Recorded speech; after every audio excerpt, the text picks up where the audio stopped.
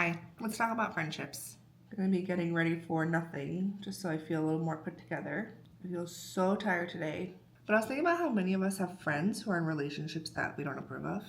And I was that friend who had those friends, and also I was that friend. If you're new here, I'm Sharon. I'm married with 2 kids, but I was married once before this too. And when I was in that relationship, there were a lot of red flags. If you haven't watched my divorce video, it's this one, and you can hear more about what actually happened there. But even aside from all of the reasons that we got divorced, well, I guess there was one main reason we got divorced. Even aside from all of that, there were just things while we were dating that people were just worried about. And of course, as a young 20-year-old, I'm gonna say Asian female, because I do think that kind of matters, although it's not exclusive to Asian females, I didn't listen. And I don't regret anything. Obviously, all of my decisions led me to where I am today. I had friends who were in relationships that I didn't really approve of, and I did not handle those situations perfectly. So that's what this video is about, and hopefully it can help you. Okay, so the first thing. I'm just gonna talk to you as if you are a girl dating a dude, or you have a friend who's a girl who's dating a dude. If that's not your situation, then just change the pronouns, and that's just the pronouns that I'm using for the sake of simplicity. Obviously, it kind of applies to everybody, but I do think it applies mostly to girls, because we have like reverse commitment issues. We have problems breaking up with our boyfriends. Let's be real. When you have a friend who is dating somebody that you really don't approve of, the first thing you need to ask yourself is why you don't like him. Is it because he's annoying, you don't like his personality, you think he's kind of cringy, he gives you the ick, whatever? Or is it because there are like major character issues that he has that you are genuinely concerned for your friend? I would hope that if it's the first one and you just don't like his personality, but he's a good guy, I would hope that you just like recognize that your friend is happy and he's not somebody that you would date, but your friend is dating him and she likes him, and you just need to be supportive, I think. But if he does have red flags, what are those red flags? And do you feel like your friend is compromising her beliefs and her values because of these red flags? I also think it's important to consider why you believe these things to be red flags. Like if you think that your friend's boyfriend is kind of a bum and you would not marry somebody who didn't have a better job and that's a red flag to you, is that like a true red flag or is it just your red flag? On the other hand, if your friend is complaining to you that they can't have good productive conversations because he doesn't make her feel safe and he gets defensive every time she brings something up to him, and so she has to like squash her emotions and just suck it up whenever she's upset by something, I would say that's like a universal red flag.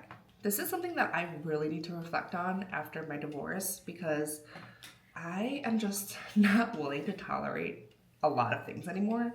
And I completely acknowledge that a lot of the red flags that I have maybe are not actual red flags and they're just red flags for me.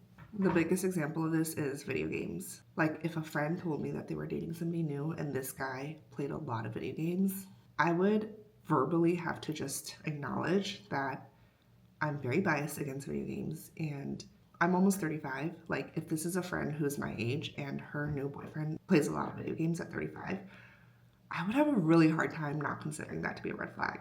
But I acknowledge that that's just my own stuff. Like, I know that there are women out there who don't care if their husbands or their boyfriends or whatever play video games. So I know that's not like a universal red flag, but for me it is. So if your friend is dating somebody who does something that you don't like, really think about why you don't like it. Be reflective on that. Don't put your own stuff onto your friend. That's not fair. You can tell I'm a little congested. I should go blow my nose. Eating leftover kimbap from lunch. My mom made these. So yeah, that's kind of my first tip, to make sure that you're not making it about you and it's like truly out of concern for your friend and it's like a true red flag. Now, if you've passed that and you're like, no, really, my friend is dating somebody that is not good for her, I think you need to be really wise about when and how to bring that up to her, because unfortunately, us girls are kind of stupid sometimes, and especially when we really like somebody, all this logic and rationale kind of goes out the window. And all these friends that you know love you and care about you, their opinion just kind of becomes moot. And it's like you and this guy against the world now. I hope this is not true for everybody, but I feel like a lot of people are like this, and I was like this, where we can very strongly rationalize why this relationship is okay and why we don't have to listen to the people around us who love us so much and who are sharing with us their concerns. We have selective hearing. We only gravitate towards people who affirm this relationship that we have. Anyway, my point is, your friend is probably not going to listen to you as openly as maybe she should, and then also not as openly as she might when you talk about other things. I'm making a lot of generalizations and assumptions here. Like, I don't know what your friendship is like. If you feel like you've always had a friendship where you could tell her anything and she'll always listen without getting defensive, she always knows, like deep in her soul, that you're sharing out of concern, then great. Tell her the truth. You know the dynamic of your friendship. But my point is, when your girlfriend is dating a guy that she's like in love with, it's really hard to hear when your best friend or a really close girlfriend, or maybe your sister or whoever it is, doesn't like the boyfriend. And that girl is going to conjure up everything in her heart to fight back and to say, no, you don't know him like I do. He's great. I see the potential in him. Like, there's just going to be so many things that are already going to make this conversation hard. And so just be wise about that timing. I know it can be really tempting to bring it up right after they've had a fight or when she is complaining to you over and over about the same thing that he has and you're getting frustrated. Like, you're like, how can you not see that he is a problem? But that's not the right time. And even when she is complaining to you about these things, she's really sad. Like, it's like maybe she's frustrated and angry, but deep down, she's actually really sad that it's not going that well. So for you as her best friend to use that as ammo to say, see, this is why you shouldn't be with him, it just really doesn't help. That's not the right time. That's going to make her really think deeply about this and make a decision that's going to last longer than just when the emotions go away. Find a good window. Find a good window to bring it up. And it doesn't have to be this like super serious conversation, but finding a good window to check in with her would probably be best. Oh my gosh, it's kind of hard to talk with this congestion going on. Okay, the lighting's bothering me again, so let's go back here. Okay, so yeah, just be wise about your timing. Find a good window when she's open to hearing your feedback about her boyfriend, and doing it as a check-in will hopefully make her feel less defensive or really come off as like you caring about her and not just like you hate her boyfriend. Asking questions like, hey, how are you actually doing in the relationship? I noticed that you've been down a lot lately. Are you okay? I love you. I just really want you to be with somebody who makes you feel safe, and you deserve a really great guy. I know that when you are against your friend's relationship, that's where it comes from. Like, you want them to be with somebody who is awesome and makes them feel special and safe. And of course you love them. And of course you want them to be happy and thriving.